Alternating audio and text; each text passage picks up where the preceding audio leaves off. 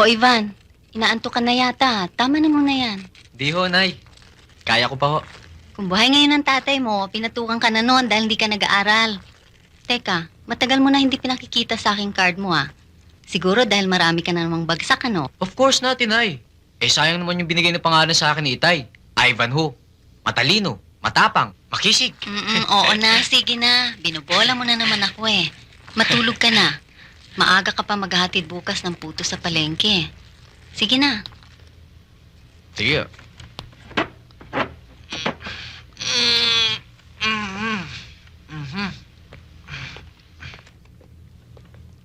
Oh, Ivan!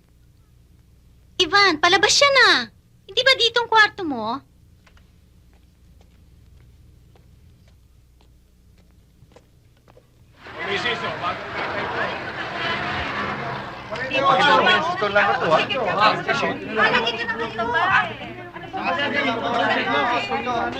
Morning.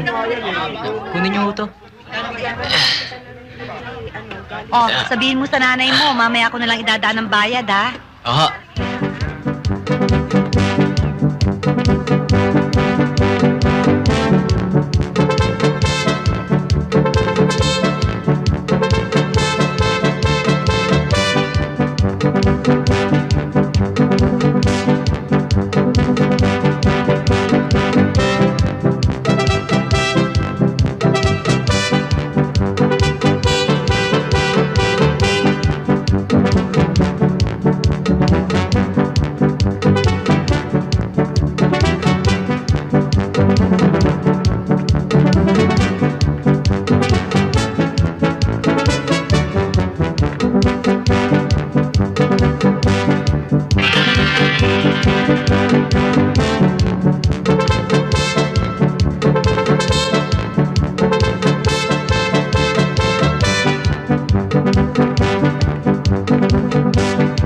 Pera labas! Wala kami pera!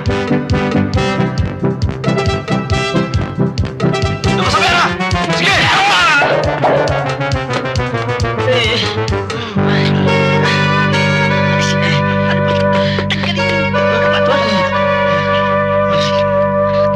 Ama, ano ang nangyari?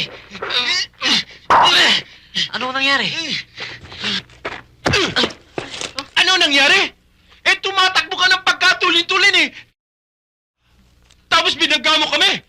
Mama, Tatanungin pa kung anong nangyari! binasak niyo basket ko yan, Mas importante pa ba ang basket mo? Dali nyo tumbay nga, hindi ako makahinga. Ano kayo? Itong bungo ko baka nabasag na! Dali nyo sinabi siya, tanggalin nyo tumbay yung lato Ano ba kayo? Sinira niyo pati ba yung ko, Ano sila? Kasi nyo mag-order. Relax ka lang, Boy George! Wala na! Nagtakbuhan na! Tumakbo na ba? Elvis, Boy George. Oh. Nasaan yan? Nasaan yung matatapang na yan? Wala na! Nagsibata na! Gagawin ko sana silang tipaklong bigla kayong binunggunto si Del Prado! De La Cruz ho. Ivanhoe de la Cruz. Elvis, alalahanin mo yung puso mo. Yung puso mo. Teka. Elvis, hindi ba ito yung batang nakita natin tumano sa puno kahapon? Aba! Tama ka, Boy George! Ito nga yung duwag at Kaya nga, akala niya si Del Prado. Ang kulit niyo naman Sinabi ng De La Cruz, Ivanhoe de la Cruz. Gawin ko kayang uudo o kaya burgas. Elvis, hindi pwede. Yung puso mo. Yung puso mo. Anong hindi pwede? Siya ang bumundol sa atin. Ayaw sapat sa atin. Maaaring... Uod na lang kaya. Dahil sa pagkakabundol niya sa mga hold-upper, naligtas pa tayo. Hindi ba? Dapat nga bigyan natin siya ng gantimpala Oh, Anak ng tipaklong. Huwag na! Total, hindi niya naman sinasadya ang pagkabundol sa atin Ayan ka na naman, Elvis. Papahamak mo na naman tayo kay Haring Chopilo. O, ito ang sinasabi dito. Section 5, Article 9. Na, kapag ang isang duwende ay natulungan ng isang tao, siya'y karapat-dapat. Alam ko na yan. Simula ngayon, hanggang linggo. Makukuha mo lahat ang bawat naisin mo. Basta't susunod ka lang sa aming mga kondisyones sa kontrata na pipirmahan mo.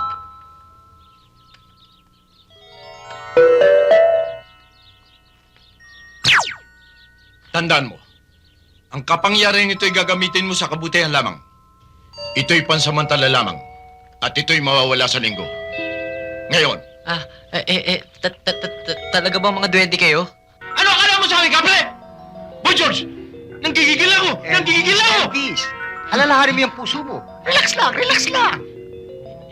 Teka, nasaan na ba ako? Samantala.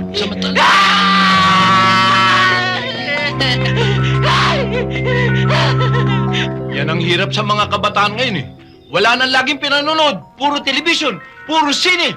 Wala nang pinaniniwalaan. Mabuti pa nung panahon ni Snow White eh.